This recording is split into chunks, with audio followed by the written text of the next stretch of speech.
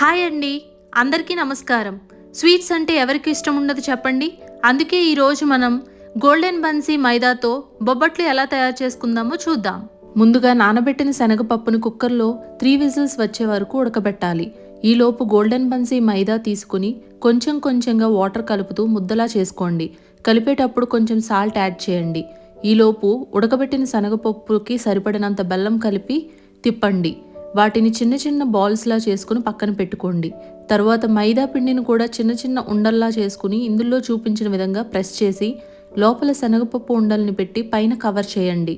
తరువాత ఈ మిశ్రమాన్ని చేతితో మెల్లగా చపాతీలా ఒత్తండి. పెనం వేడెక్కిన తర్వాత పాన్ మీద వేసి కాల్చుతూ నెయ్యి కానీ ఆయిల్ కానీ వేయండి. గోల్డెన్ బ్రౌన్ కలర్ వచ్చే వరకు రెండు వైపులా కాల్చండి. మీరు కూడా ఇప్పుడే ట్రై చేయండి. ఎంతో టేస్టీ అయిన బొబ్బట్లు రెడీ. వీటిని మీ ప్లేస్లో ఏమంటారో కింద కమెంట్ సెక్షన్లో మెన్షన్ చేయండి.